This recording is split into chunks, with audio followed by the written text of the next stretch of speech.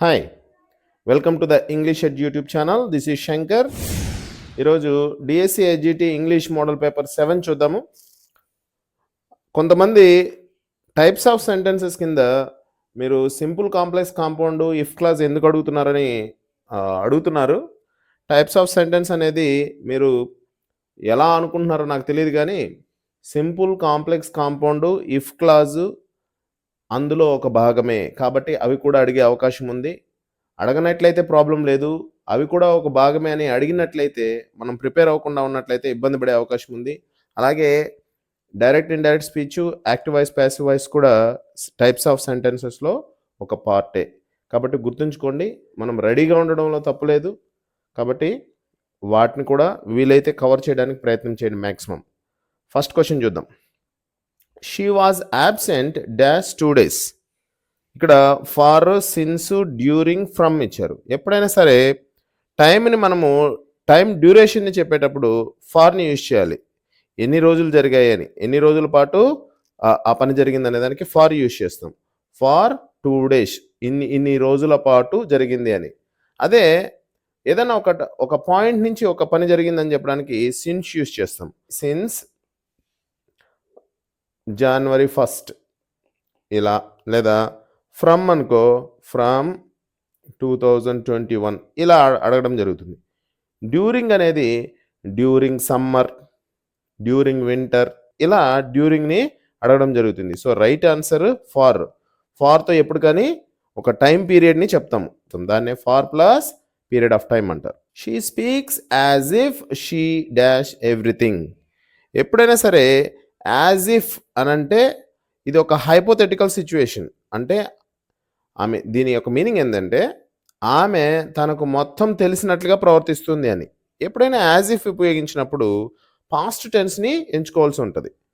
Verb past టెన్స్లో ఉండాలి. Knows, no అనేది ప్రెజెంట్ టెన్స్, హ్యాజ్ నోన్ అనేది ప్రెజెంట్ పర్ఫెక్ట్, న్యూ అనేది పాస్ట్ వర్బ్. కాబట్టి she speaks as if she knew everything. ఆమెకి అన్నీ తెలిసినట్టుగా ఆమె బిహేవ్ చేస్తుంది అని. Next, the report dash by the time we arrived. Report finished అనుకుంటున్నాము. The report finished by the time we arrived. So ఇక్కడ ఫినిష్ అనేది వర్బ్, దీనికి మనం కరెక్ట్ టెన్స్ని కనుక్కోవాల్సి ఉంటుంది. దీని క్లూ ఏంటంటే అరైవ్డ్ అనేది V2 కాబట్టి, V2 అంటే సింపుల్ పాస్ట్ కాబట్టి దీనికి కాంబినేషన్లో పాస్ట్ పర్ఫెక్ట్ కానీ, పాస్ట్ కంటిన్యూస్ కానీ, పాస్ట్ పర్ఫెక్ట్ కంటిన్యూస్ కానీ కాంబినేషన్ టెన్స్లో రావడం జరుగుతుంది. రిపోర్ట్ అనేది ఒక థింగ్ కాబట్టి, లేదంటే ఒక ఆబ్జెక్ట్ కాబట్టి దీన్ని ఎప్పుడు కానీ మనం ప్యాసివ్ ఫామ్లో చెప్పాలి, ప్యాసివ్ ఫామ్లో చెప్పాల్సి ఉంటుంది. సో ఇక్కడ జనరల్గా అయితే ఇక్కడ పాస్ట్ పర్ఫెక్ట్ టెన్స్ వచ్చేది. పాస్ట్ పర్ఫెక్ట్ టెన్స్ని మనం ప్యాసివ్ ఫామ్లో చెప్తే ఏమవుతుంది, హ్యాడ్ ప్లస్ V3 అనేది యాక్టివ్ వాయిస్ అయితే ప్యాసివ్ వాయిస్లో హ్యాడ్ బీన్ ఫినిష్డ్ అవుతుంది. Had been plus V3. So ఇది రైట్ ఆన్సర్. ఎందుకు సార్ ప్యాసివ్ వాయిస్లో చెప్పారంటే రిపోర్ట్ అనేది ఒక థింగ్, ఒక ఆబ్జెక్ట్, అది పూర్తి చేసుకోలేదు, వేరొకరి చేత పూర్తి చేయబడుతుంది. కాబట్టి రిపోర్ట్ పాయింట్ ఆఫ్ వ్యూలో చెప్పేటప్పుడు ప్యాసివ్ ఫామ్లో చెప్పాలి. కాబట్టి హ్యాడ్ బీన్ ఫినిష్డ్ అనేది right answer. Next, it's high time you dash for your future. ఎప్పుడైనా సరే హై టైమ్ అని యూజ్ చేసినప్పుడు ఖచ్చితంగా నెక్స్ట్ వచ్చేటటువంటి వర్బ్ పాస్ట్ వర్బ్ అయి ఉంటుంది. పాస్ట్ వర్బ్ ఏముంది ఇక్కడ, ప్లాన్డ్. సెంటెన్స్ ఇది ప్రజెంట్ టెన్స్లోనే ఉన్నప్పటికీ వర్బ్ పాస్ట్ వర్బ్ అయి ఉండాలి. ఇది చాలా హై టైమ్, నువ్వు నీ ఫ్యూచర్ గురించి ప్లాన్ చేసుకోవాలి అని అర్థం అనమాట. సో సింపుల్ క్లూ ఏంటంటే హై టైమ్ ఉన్నప్పుడు పాస్ట్ వర్బ్ రావడం జరుగుతుంది. I would have gone to the party if I dash an invitation. I would have gone to the party అంటే నేను ఆ పార్టీకి వెళ్ళిపోయి ఉండేవాడిని, నాకు ఇన్విటేషన్ వచ్చి ఉండినట్లయితే అని. సో ఇందులో ఇది ఒక కండిషనల్ సెంటెన్స్. సో ఇక్కడ వుడ్ హ్యావ్ ప్లస్ V3 ఉంది, వుడ్ హ్యావ్ ప్లస్ V3 ఉంది. వుడ్ హ్యావ్ ప్లస్ V3 ఉన్నప్పుడు ఇఫ్లో లేదా ఇఫ్ కండిషనల్లో ఏముండాలంటే హ్యాడ్ ప్లస్ V3 ఉండాలి. సో ఇఫ్లో హ్యాడ్ ప్లస్ V3 ఉంటే దీన్ని మెయిన్ క్లాజ్ అంటాం. ఎక్కడి నుంచి, I would have gone to the party అనేది మెయిన్ క్లాజ్. మెయిన్ క్లాజ్లో వుడ్ హ్యావ్ ప్లస్ V3 ఉంటే ఇఫ్ క్లాజ్లో had plus V3, had received అనేది right answer. Next, he suggestion was very dash.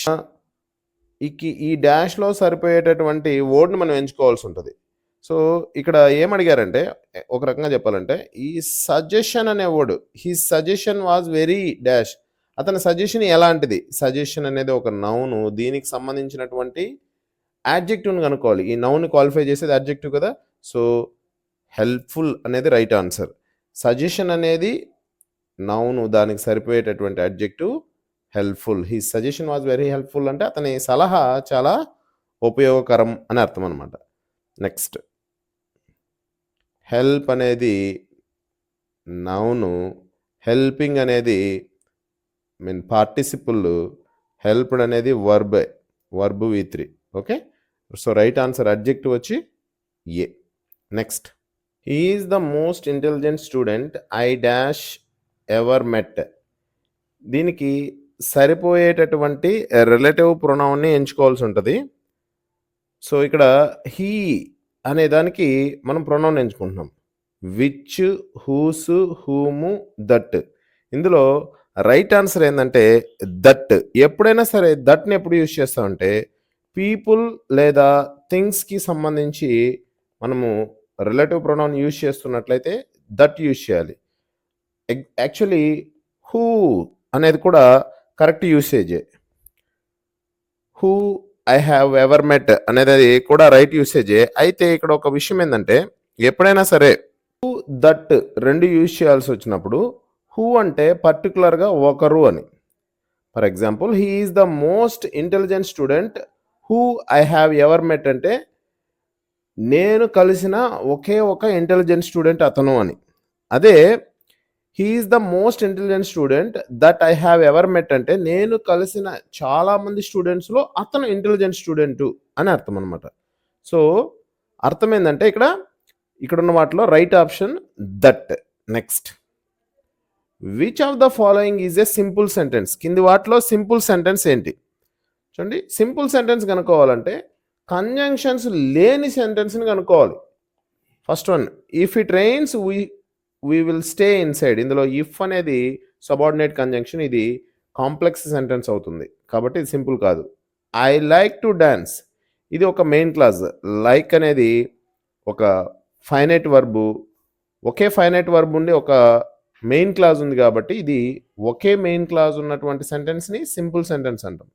ఒక సబ్జెక్టు ఒక ఫైనైట్ వర్బ్ ఉంటే దాన్ని main clause అంటాము. ఒక మెయిన్ క్లాజ్ ఉన్న సెంటెన్సే simple sentence. Although he was tired he worked, ఇందులో ఆల్దో అనేది సబార్డినేట్ కంజంక్షన్. సబార్డినేట్ కంజంక్షన్తో ఉన్నటువంటి క్లాజ్ని సబార్డినేట్ క్లాజ్ అని, దీన్ని మెయిన్ క్లాజ్ అని అంటాము. ఒక మెయిన్ క్లాజ్ ఒక సబార్డినేట్ క్లాజ్ ఉన్నటువంటి సెంటెన్స్ని కాంప్లెక్స్ సెంటెన్స్ అంటాం. Next, he ran fast and won the race, ఇది coordinating conjunction. Coordinating conjunction two main క్లాజెస్ని కలిగి ఉంది. ఇక్కడ he ran fast, won the race అనేది రెండు మెయిన్ క్లాజులు కాబట్టి ఇది ఒక కాంపౌండ్ సెంటెన్స్ అవుతుంది. కాంపౌండ్, ఇది కాంప్లెక్స్ అవుతుంది. సో ఏ, సి అనేటివి కాంప్లెక్స్, డి అనేది కాంపౌండ్, బి అనేది సింపుల్ సెంటెన్స్ అనమాట, simple. Next, I would rather you dash now. ఇక్కడ ఐ వుడ్ రాదర్ అంటే ఐ వుడ్ ప్రిఫర్ అని. సో నేను ఇక్కడ దాని మీనింగ్ ఏంటంటే I would prefer you dash now, నేను కోరుకుంటాను, నేను ఏం కోరుకుంటాను నీ నుంచి అని అంటే leave, left to, have left to, leaving. So ఎప్పుడైనా సరే ఐ వుడ్ రాదర్ అని యూజ్ చేసినప్పుడు పాస్ట్ వర్బ్ ఉండాలి. పాస్ట్ వర్బ్ ఏంటి? లేదా లెఫ్ట్. నేను ఏం కోరుకుంటాను అంటే నువ్వు ఇక్కడి నుంచి వెళ్ళిపోవాలని కోరుకుంటాను అని అర్థం అనమాట. So answer is B. Next, 10th one, select the most suitable conjunction. ఈ సెంటెన్స్లో కంజంక్షన్ ఎంచుకోవాలి. I want to go dash I have no money, నేను వెళ్ళాలి నా దగ్గర డబ్బులు లేదు. సో వెళ్ళాలని ఉంది కానీ వెళ్ళడానికి డబ్బులు లేదు అనే సెన్స్ కాబట్టి బట్ అనేది కరెక్ట్ కంజంక్షన్. ఇది కాంట్రాస్ట్ని తెలియజేస్తుంది. మొదటి దానికి ఒక స్టేట్మెంట్ ఏదైతే ఉందో దానికి విరుద్ధమైన అభిప్రాయం రెండో దాంట్లో తెలియజేస్తుంది కాబట్టి సి, బట్ అనేది రైట్ ఆన్సర్. అండ్ అనేది 2 స్టేట్మెంట్స్‌ని, సో అనేది, బికాజ్ అనేది కాజ్ అండ్ ఎఫెక్ట్‌ని, మొదటిది రెండవ దానికి ఒకటి ఫలితము, ఒకటి కారణాన్ని తెలియజేసేటప్పుడు సో, బికాజ్‌ని యూజ్ చేస్తాం. Next, she through the ball dash the window. ఇక్కడున్న వాటిలో అట్, త్రూ, ఆన్, బై. ఇక్కడ మీనింగ్ ఏందంటే సెంటెన్స్‌కి ఆమె బాల్‌ని కిటికీ గుండా వేసింది అని. So, answer through. ఇక్కడ అట్ కూడా రైట్ ఆన్సర్ అయ్యే అవకాశాలు ఉన్నాయి. అయితే అట్ అనేది ఏంది? దాని వైపుగా అని. కిటికీ వైపుగా అని చాలా తక్కువ సందర్భాల్లో యూజ్ చేస్తాం. కిటికీ గుండాననేది అక్కడ సెన్స్ కాబట్టి త్రూ అంటే దాని ద్వారా, దాని గుండా అని అర్థం అనమాట. సో, ఆన్సర్ అనేది B right answer. Next, which of these is an imperative sentence? Imperative sentence ఏది కింది వాటిలో? ఇంపరేటివ్ సెంటెన్స్ అంటే ఏంటి? రిక్వెస్ట్, సజెషన్, ఆర్డర్, కమాండ్, ఇలాంటి వాటిని ఏమంటాము? ఇంపరేటివ్స్ అంటాం. సో, ఇక్కడ చూడండి, వేర్ ఆర్ యూ గోయింగ్? ఇది ఒక ఇంట్రాగేటివ్ సెంటెన్స్. ఎందుకు? ఇది ఒక క్వశ్చన్ తెలియజేస్తుంది కాబట్టి. Next, close the door when you leave. నువ్వు బయట వెళ్ళేటప్పుడు డోర్ని క్లోజ్ చెయ్యి. ఇది ఆర్డర్ అన్న అయ్యుండొచ్చు, రిక్వెస్ట్ అయినా అయ్యుండొచ్చు. కాబట్టి this one is an imperative sentence. How beautiful the night sky is. ఆకాశం ఎంత అందంగా ఉందో అనేది ఒక స్ట్రాంగ్ సడన్ ఎమోషన్ ఎక్స్ప్రెస్ చేసేది. This one is an exclamatory sentence. Next, she loves to dance. ఆమె డాన్స్ చేయడానికి ఇష్టపడుతుంది. ఇది ఒక స్టేట్మెంట్. ఎందుకు? ఫ్యాక్ట్స్ని కానీ ఒపీనియన్స్ని కానీ తెలియజేసినట్లయితే అది ఒక డిక్లరేటివ్ సెంటెన్స్ అవుతుంది. కాబట్టి right answer B. The teacher told the students dash. Teacher విద్యార్థులకి ఏమని చెప్పాడు? ఇలాంటి సిచ్యువేషన్లో 2+V1 ఉండాల్సి ఉంటుంది. So, to keep silence, to be silent, to silent, to kept silent. 2+V1 తర్వాత ఎప్పుడు కానీ యాడ్జెక్టివ్ ఉంటుంది. To. So, right answer to be silent. Silent అనేది యాడ్జెక్టివ్. ఇక్కడ సైలెన్స్ అనేది రైట్ ఆన్సర్ అయ్యే అవకాశం ఉంది. అయితే ఇది సైలెన్స్ అనేది noun. So, to keep silence కాకుండా టు కీప్ సైలెంట్ ఉంటే అది రైట్ ఆన్సర్ అయ్యే అవకాశం ఉంది. So, B is the right answer. Next, the purpose of an assessment is to. Assessment యొక్క ఉద్దేశం ఏంటి? అసెస్మెంట్ ఎందుకు చేస్తాము? కన్ఫ్యూజ్ స్టూడెంట్స్, విద్యార్థులను కన్ఫ్యూజ్ చేయడానికి. టెస్ట్ మెమరీ ఓన్లీ, జ్ఞాపక శక్తిని మాత్రమే పరీక్షించడానికి. మెజర్ లెర్నింగ్ అవుట్కమ్స్, విద్యార్థులు ఏమైతే సాధించారో వాటిని అభ్యసన అనుభవాలు ఎంతవరకు సాధించారని తెలుసుకోవడం కోసం. So, this one is the right answer. Punish students, విద్యార్థులను శిక్షించడానికి. So, right answer C. Which approach focuses on the immediate use of language in real life situation?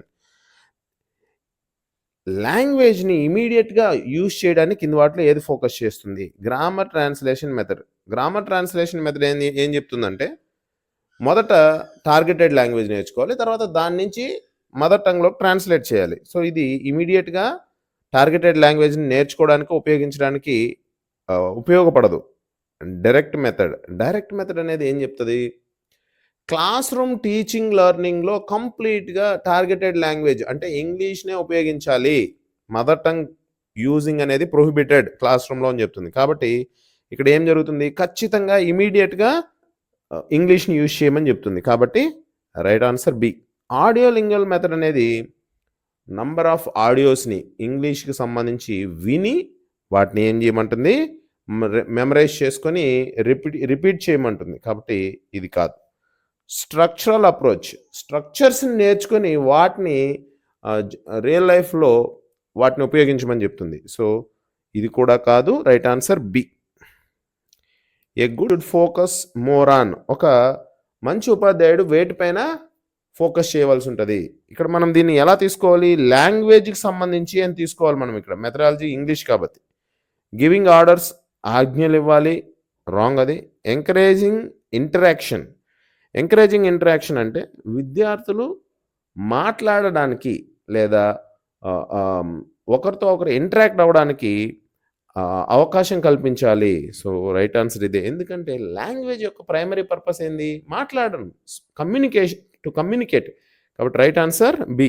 Using difficult words. కష్టమైన పదాలని ఉపయోగించాలి. రాంగ్. కీపింగ్ సైలెంట్‌గా ఉండాలి. So, right answer B. In language teaching role play means. Language టీచింగ్‌లో role play అంటే ఏంటి? Memorising rules. నియమాలని గుర్తుపెట్టుకోవాలి. రాంగ్. టీచింగ్ గ్రామర్‌ని టీచ్ చేయాలి. రాంగ్. Drawing pictures. బొమ్మలు గీయాలి. రాంగ్. రోల్ ప్లే అంటే ఏంటంటే ఒక సిచ్యువేషన్ ఇచ్చి ఆ సిచ్యువేషన్‌లో నువ్వు ఏ విధంగా బిహేవ్ చేస్తావో చేయడం. ఫర్ ఎగ్జాంపుల్ ఒక ప్యాసింజర్, ఒక కండక్టర్. కాన్వర్జేషన్ ఎలా ఉంటుందో ఇద్దరు వ్యక్తులు ప్లే చేస్తారు. దాన్నే ఒకరు కండక్టర్, ఒక ప్యాసింజర్‌గా. దాన్నేమంటాము? Acting out situation. సిచ్యువేషన్‌కి అనుగుణంగా నువ్వు ఎలా మాట్లాడతావు అనేదే role play. Right answer B. A morpheme is. Morpheme అంటే ఏంటి? A small unit of meaning. English లాంగ్వేజ్‌లో ఒక చిన్న యూనిట్, దానికి ఒక మీనింగ్ ఉన్నట్లయితే దాన్ని మార్ఫీమ్ అంటాం. Next the best way to improve speaking skills is through. English లాంగ్వేజ్లో స్పీకింగ్ స్కిల్ని దేని ద్వారా సులభంగా లేదా మంచిగా నేర్పించగలుగుతాము? మెమరైజింగ్ సెంటెన్సెస్ని గుర్తుపెట్టుకోవడం ద్వారా, సైలెంట్ రీడింగ్, సౌండ్ లేకుండా చదవడం ద్వారా, గ్రూప్ డిస్కషన్స్, గ్రూప్స్గా ఏర్పడి చర్చించడం ద్వారా, కాపీయింగ్ టెక్స్ట్ని కాపీ చేసి రాయడం ద్వారా. So, right answer C. Group discussion ద్వారా ఏమవుతుందంటే మాట్లాడడం అనేది డెవలప్ అవుతుంది. అలాగే డిఫరెంట్ సిచ్యువేషన్‌లో ఎలా కమ్యూనికేట్ చేయాలనేది తెలుస్తుంది కాబట్టి గ్రూప్ డిస్కషన్స్ ద్వారా స్పీకింగ్ స్కిల్ అనేది బెస్ట్ వేలో ఇంప్రూవ్ అవుతుంది. Next last one. Which of the following is a feature of the audiolingual method. కింది వాటిలో ఆడియోలింగ్వల్ మెథడ్ యొక్క ఫీచర్ ఏది? ట్రాన్స్లేషన్ అనేది ఆడియోలింగ్వల్ మెథడ్‌లో జరగదు. ఇది గ్రామర్ ట్రాన్స్లేషన్ మెథడ్‌లో జరుగుతుంది. నెక్స్ట్ మెమరైజింగ్ గ్రామర్ రూల్స్ని మెమరైజ్ చేసుకోవడం అనేది ఆడియోలింగ్వల్ మెథడ్ యొక్క విధానం కాదు. నెక్స్ట్ రిపిటీషన్ అండ్ డ్రిల్స్ అనేది ఆడియోలింగ్వల్ మెథడ్ యొక్క ముఖ్యమైన ఫీచర్. ఎలా చెప్పచ్చు అంటే ఇంగ్లీష్కి సంబంధించినటువంటి ఆడియోస్ని పదే పదే వినడము, తర్వాత వాటిని పదే పదే గుర్తు చేసుకోవడం లేదా రాయడాన్నే డ్రిల్స్ అంటాం. So, right answer C. Reading long passages. పెద్ద ప్యాసేజెస్ని చదవడం. ఇది ఆడియోలింగ్వల్ మెథడ్కి సంబంధించింది కాదు. Right answer C. Thank you so much for watching this video.